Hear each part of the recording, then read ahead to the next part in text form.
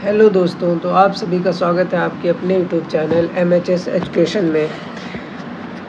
आज हम लोग पढ़ेंगे human values and professional ethics की सीरीज़ की यूनिट 3 का पार्ट 1। जिन्होंने अभी तक यूनिट 1 और यूनिट 2 नहीं पढ़ा है, पहले उसको जाके पढ़ लें और पेन और कॉपी लेके बैठे। जो भी पॉइंट नोट करने वाले हैं उनको साथ साथ में नोट भी करते चले, और सिर्फ खाली वीडियो देखने से समझ में नहीं आएगा। मेरी कोशिश है कि मतलब मैं आप लोगों को कंटेंट प्रोवाइड कर सकूं, क्योंकि इतना टाइम नहीं होता है कि चीज़ों को इलॉबरेट किया जाए, एक्सप्लेन किया जाए। तो बिना किसी देरी के हम लोग पढ़ना स्टार्ट करते हैं। अगर वीडियो पसंद आए तो लाइक, शेयर एंड सब्सक्राइब ज़रूर करें। तो आज हम लोग पढ़ेंगे understanding harmony in the family and society. मतलब फैमिली के साथ एंड सोसाइटी के साथ हमारी हार्मनी यानी सद्भावना, क्या बोलते हैं, सद्भावना भी बोलते हैं, सामंजस्य भी बोलते हैं। सद्भावना या सामंजस्य कैसे पाया जाता है उसके बारे में हम यहाँ पढ़ेंगे। तो देखो, जैसे मतलब हम लोग हर किसी के साथ हमारे रिलेशनशिप अलग अलग होते हैं। वहीं अगर फैमिली की बात करते हैं तो हमारी फैमिली के साथ जो रिलेशनशिप होते हैं वो स्ट्रांग होती हैं कंपैरेटिवली फ्रेंड के साथ जो हमारे रिलेशनशिप होते हैं।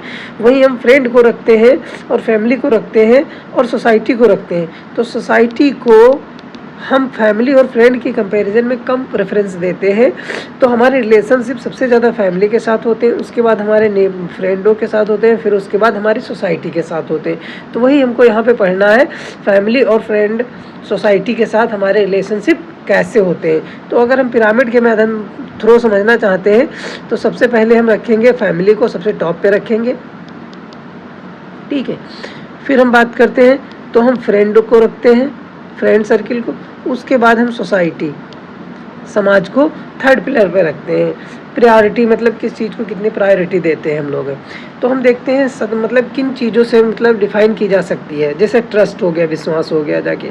तो ट्रस्ट के थ्रू हमारा जो फैमिली पे जो ट्रस्ट होता है वो अलग होता है, सोसाइटी के साथ जो ट्रस्ट होता है वो अलग होता है। तो ट्रस्ट क्या होता है? Trust is a foundation of humanitarian harmonious relationship.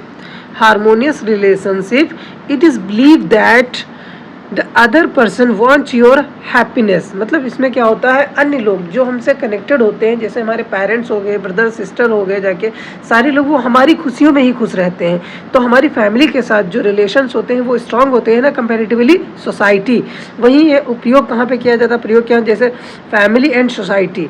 Trust ensure that people feel secure and valued. मतलब ट्रस्ट ही ये इंश्योर करता है, सुरक्षित करता है, विश्वास दिलाता है कि मूल्यवान जितनी भी चीज़ें वैल्यूड होते हैं हमारे, और जो फील कराते हैं वो हमको बहुत अच्छा फील कराते हैं। उनके साथ हमारे अच्छे रिलेशंस होते हैं, वो हमारे ज़्यादा क्लोज होते हैं। तो वही हम दूसरी बात करते हैं रेस्पेक्ट के थ्रू। सम्मान की बात करते हैं। जो रिस्पेक्ट होता है, सम्मान का मतलब होता है हर व्यक्ति के अंतर्निहित मूल्यों को पहचानना और उन्हें स्वीकार करना। सम्मान, जैसे सपोज दैट हम मान लेते हैं फादर का ज़्यादा सम्मान करोगे कंपैरेटिवली ब्रदर, ठीक है। वहीं इन दोनों की कंपैरिजन में तुम सबसे मतलब कि अगर तो सोसाइटी भी रखी हुई, समाज भी रखा हुआ है, साथ में समाज को कंपेयर कर रहे हो तो फादर ब्रदर को अलग रखोगे, समाज को अलग रखोगे, उसका सम्मान अलग करोगे। तो हम देखते हैं हमारे किसके साथ कितना अच्छा कोऑर्डिनेशन है, कितने अच्छे रिलेशंस हैं, उसी अकॉर्डिंग उसका सम्मान करते हैं। तो ये जो प्रयोग जो काम करते हैं, एक दूसरे के विश्वासों विशेषताओं का सम्मान करना तथा पारस्परिक समझ को बढ़ाना। जब हम एक दूसरे का सम्मान करेंगे तो लोगों के बीच कोऑर्डिनेशन बढ़िया रहेगा, तो जिससे हार्मनी अच्छी बनी रहेगी। अफेक्शन, स्नेह जो माता का अपने बच्चों से होता है वो स्नेह दूसरों के प्रति प्रेम और देखभाल का भाव है। सबसे ज़्यादा स्नेह किसके अंदर होता है? एक माता के अंदर होता है। एक माता के अंदर होता है स्नेह, अपने बच्चों के लिए दुलार होता है, प्यार होता है, उसको बोलते हैं। जैसे परिवार के स्नेह एक गर्म और सहयोगी वातावरण बनाता है, जबकि समाज में यह करुणा और सद्भावना को बढ़ावा देता है। देखो, समाज में अलग उसका रोल होगा स्नेह का, और परिवार के साथ अलग रोल होगा। वहीं हम देखते हैं केयर, ममता। तो ममता क्या होती है? ममता का दूसरों की भलाई का ध्यान रखना। माँ हमेशा क्या ध्यान रखती है? उसको चाहे कुछ भी प्रॉब्लम हो, बट उसके बच्चे हमेशा कैसे रहें? हैप्पी रहें, वो हमेशा ये चाहती है। तो ये ममता होती है जो किसी और के पास नहीं होती, चाहे बाप हो या कोई भी हो। जितनी स्नेह, जितनी ममता माँ के आँखों में, उसके रहन सहन में, उसके रवैये में होगी, उतना किसी के में नहीं होगी। जब परिवार के सदस्य एक दूसरे की देखभाल करते हैं तो यह एकता को बढ़ावा देता है, जिससे क्या आती है? यूनिटी आती रहती है। जैसे समाज में देखभाल, सहयोग और समर्थन की भावना आती है। समाज में भी ऐसा ही होता है, जब एक दूसरे के लोग केयर करते हैं, अपने पड़ोसियों की देखभाल करते हैं, तो पड़ोसी भी उनकी देखभाल करते हैं, जिससे सोसाइटी एक अच्छी सोसाइटी बनी रहती है। गाइडेंस, वात्सल्य।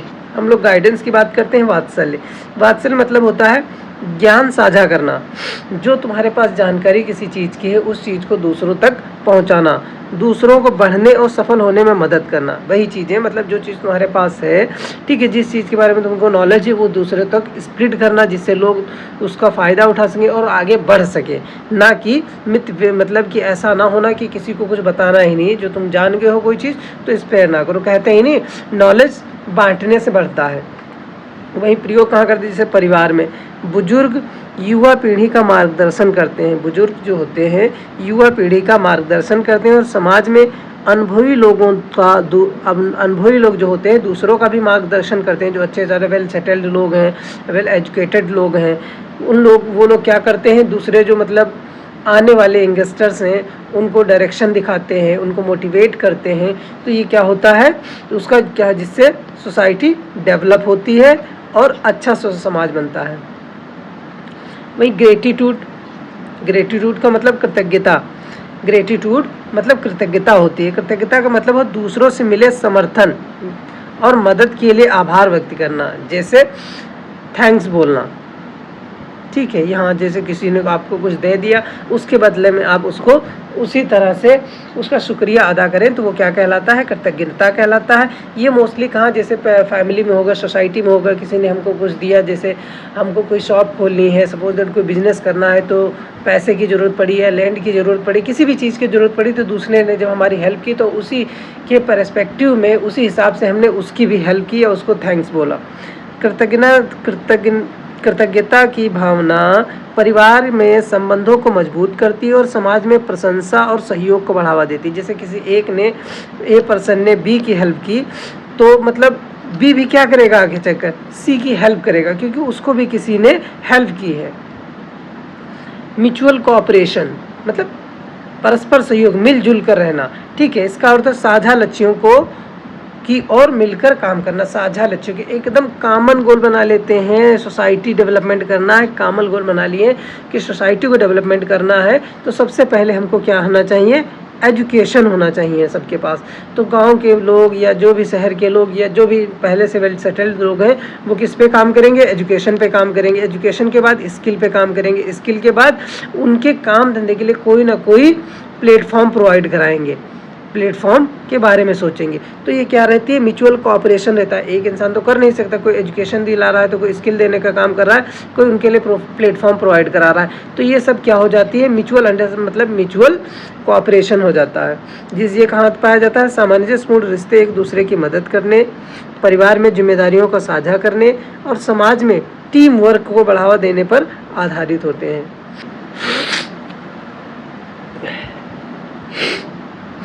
तो हम लोग पढ़ते हैं हार्मनी इन द फैमिली, क्योंकि बेसिक यूनिट होती है। जो समाज होता है, परिवार होता है, वो अलग अलग रोल अदा करते हैं। परिवार का रोल हमारी लाइफ में बहुत ज़्यादा होता है कंपैरेटिवली सोसाइटी। तो फाउंडेशन ऑफ रिलेशनशिप, परिवार ही क्या होता है, फैमिली क्या होती है? फाउंडेशन होती है रिलेशनशिप की, ठीक है। परिवार वह प्राथमिक इकाई है जहां मानव संपर्क की शुरुआत होती है, जहां लोग एक दूसरे से कनेक्ट होते हैं, कोऑर्डिनेशन करते हैं। जो हमारे मूल्यों, हमको वहीं से क्या मिलते हैं? वैल्यूज़ मिलते हैं, बिहेवियर हमारा बनता है, हमारी अंडरस्टैंडिंग को एक स्ट्रक्चर मिलता है। तो जिस इंसान की फैमिली जैसी होगी, मोस्टली ऐसा मतलब सोचा जाता है कि उसके जो बिहेवियर होगा, जो उसकी वैल्यूज होंगे, ठीक है, या उसकी अंडरस्टैंडिंग होगी, उसी के अकॉर्डिंग होती है। ये मोस्टली परिवार में सामंजस्य संबंध, व्यापक सामाजिक सामंजस्य की नींव रखते हैं। मतलब कि ब्रॉड लेवल पे जो चीज़ें हमको परिवार से मिल रही हैं वो आगे चल के हमारे लिए ब्रॉड लेवल पे काम करती हैं और उसी के अकॉर्डिंग हम एक्ट करते हैं, सारी बातों का रिएक्ट करते हैं। फिर म्यूचुअल ट्रस्ट भी बहुत ज़्यादा इंपॉर्टेंट होता है। सबसे ज़्यादा म्यूचुअल ट्रस्ट कहाँ पाया जाता है? मतलब फैमिली के अंदर ही पाया जाता है, ना कि पड़ोसियों पर, ना कि फैमिली पर, ना कि उतना दोस्तों पर करता है इंसान। जितना फैमिली ब्लड रिलेशन कभी नहीं, जितना करोगे उतना किसी के ऊपर नहीं करोगे, और होना भी चाहिए। तो आपसी विश्वास की बात करते हैं। विश्वास, यह विश्वास है कि परिवार के सदस्य एक दूसरे की भलाई ध्यान रखते हैं। मतलब परिवार के लोग ही चाहेंगे कि तुम आगे सक्सीड हो, आगे सक्सेस हो, आगे ऊंचाइयों पे जाओ, ना कि पड़ोस के लोग। पड़ोस के लोग तो तुमको धक्का मारना चाहेंगे, नीचे गिराना चाहेंगे। तो वही बोला जाता है, कहाँ पे मिलता है? परिवार के सदस्यों के बीच विश्वास एक सुरक्षित माहौल बनाता है और भावनात्मक और मानसिक विकास में भी सहायक होता है। भाई जैसा एनवायरनमेंट होगा वैसी मेंटालिटी तुम्हारी अपने आप बनती चली जाएगी। बात करते हैं म्यूचुअल रिस्पेक्ट की, सम्मान की। तो म्यूचुअल रिस्पेक्ट की बात करते हैं, प्रत्येक व्यक्ति की विशिष्टता को पहचानना और उसको महत्व देना। जो जितना विशिष्ट है उसी हिसाब से उसको इम्पोर्टेंस देना। एक एजुकेटर है तो उस हिसाब से इम्पोर्टेंस देना। एक स्किल्ड पर्सन है, ठीक है, उसको उस हिसाब से इम्पोर्टेंस देना चाहिए। ठीक है, हर इंसान को उसकी विशिष्टता, विशेषज्ञता के अनुसार उसको इम्पोर्टेंस देना चाहिए और उससे वैसी ही चीज़ें गेन करनी चाहिए। ये मोस्टली परिवार के सदस्य एक दूसरों की भूमिकाओं, विचारों और योगदानों का सम्मान करते हैं, जिससे समानता का माहौल बनता रहता है। वहीं इफेक्टिव कम्युनिकेशन क्या होता है भाई? स्पष्ट और खुला संचार यानी कि कम्युनिकेशन संघर्षों को हल करने और भावनाओं को व्यक्त करने के लिए आवश्यक होता है। भाई किसी भी मसले का हल बातचीत करके ही ख़त्म किया जा सकता है, ना कि तुम अपने मन में लेके बैठे हो कि ये दिक्कत है, वो सही है, वो गलत है। ऐसे नहीं होता। जो चीज़ें होती हैं भाई कम्युनिकेशन करो, लोगों से बातें उनसे एक दूसरे से करो और प्रॉब्लम को सॉल्व करो। ये मोस्टली कहाँ पाया जाता है? जब परिवार खुलकर संवाद करता है तो हर किसी की ज़रूरतें सुनी जाती हैं और समझी जाती हैं, जिससे परिवार को प्रगति मिलती है।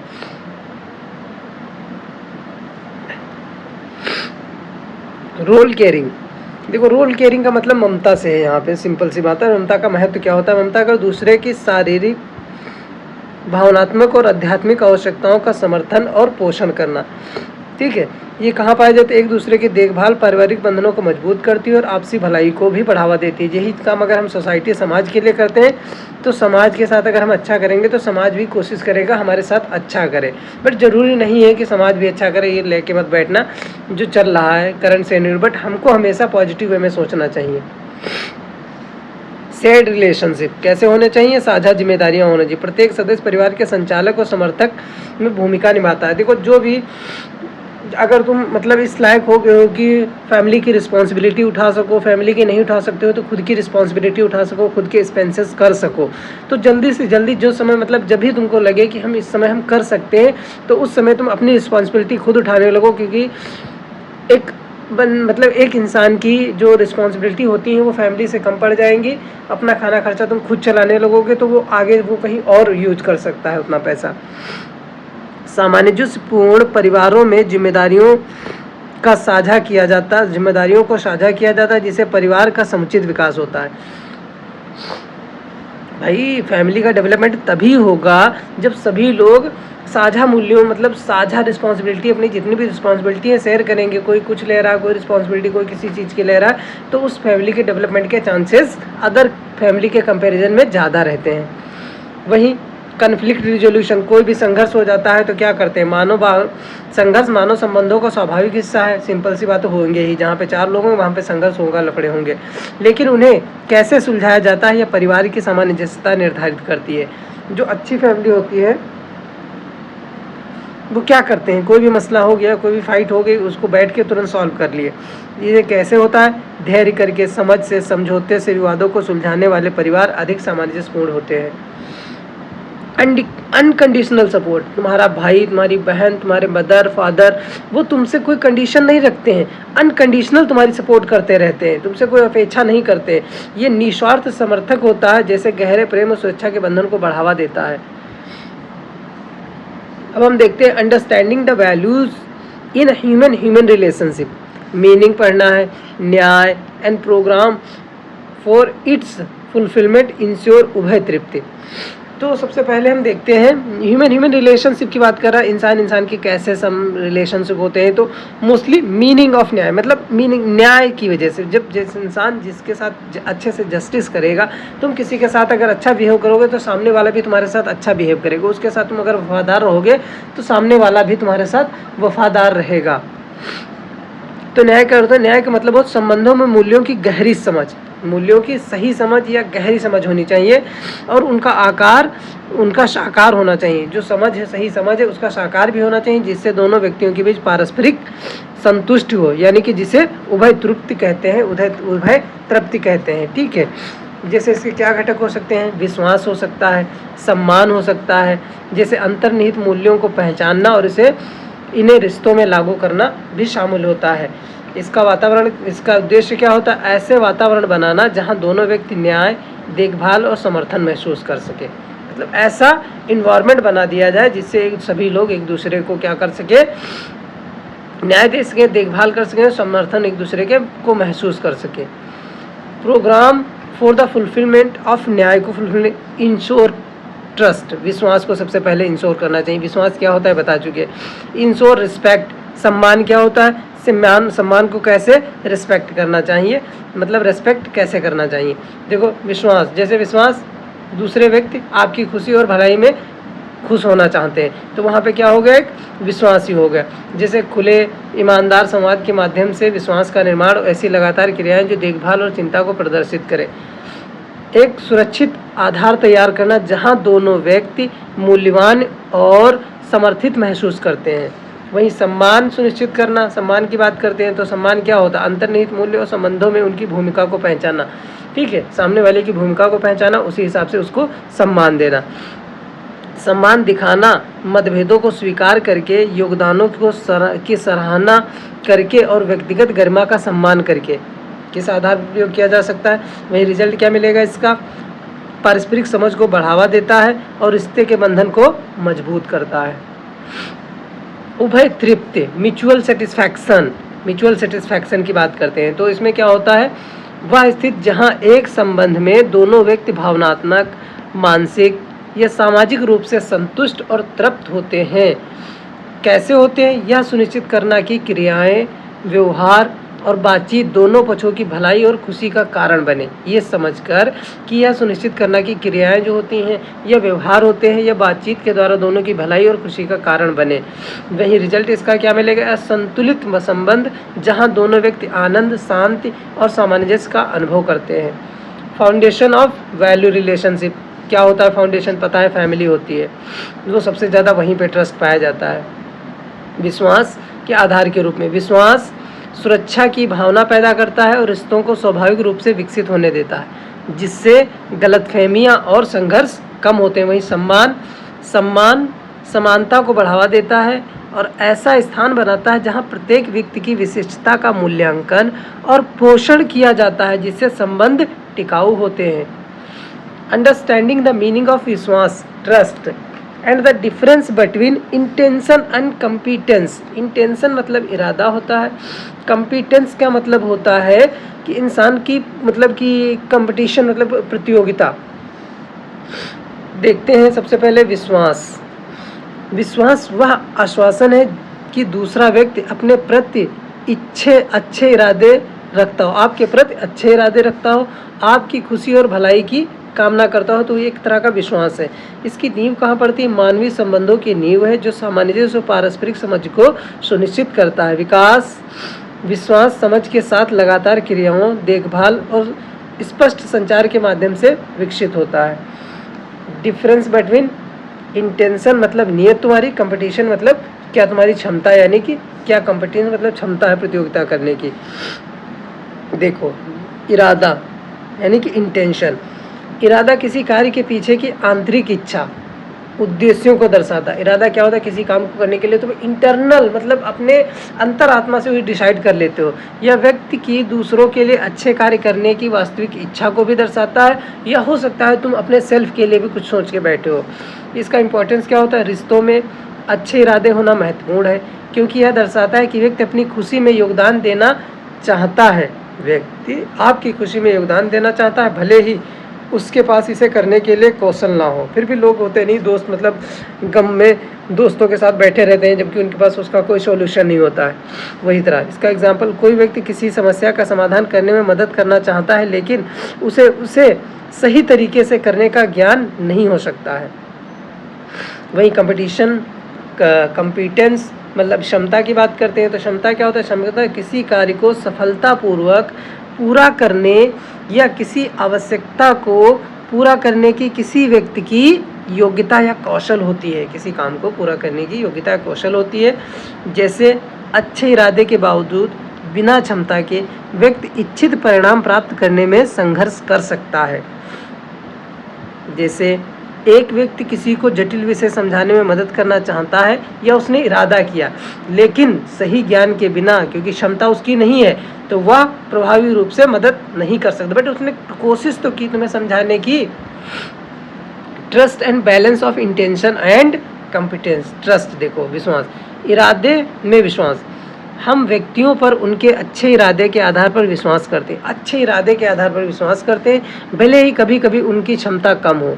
मतलब ऐसे नहीं होता दोस्त हमारा जरूरी नहीं कि इंटेलिजेंट हो सारे, पर हम कुछ ऐसे दोस्त भी बना लेते हैं जो मतलब उनका इरादा तो अच्छा हमारे साथ है, बट उनके पास इतना इंटेलिजेंस नहीं है। तो क्या होता है, वही यहाँ पे रखे जाएंगे, एक अच्छा दोस्त जो इंटेलिजेंस कम है बट बिहेवियर अच्छा है। क्षमता में विश्वास। समय के साथ क्षमता सीखने और अनुभव के माध्यम से विकसित होती रहती है, जो किसी व्यक्ति की अपने इरादों को पूरा करने की क्षमता में विश्वास को बढ़ाती है। कोई भी इंसान किसी भी काम को करने की लगन अगर उसके अंदर हो तो प्रैक्टिस इंसान को परफेक्ट बनाती है। प्रैक्टिस इंसान को परफेक्ट बनाती है। सामंजस्यपूर्ण संबंध। अच्छे इरादों और क्षमता को विकसित करने के बीच संतुलन बनाना आवश्यक है, क्योंकि यह पारंपरिक सम्मान और विश्वास को मजबूत करता है।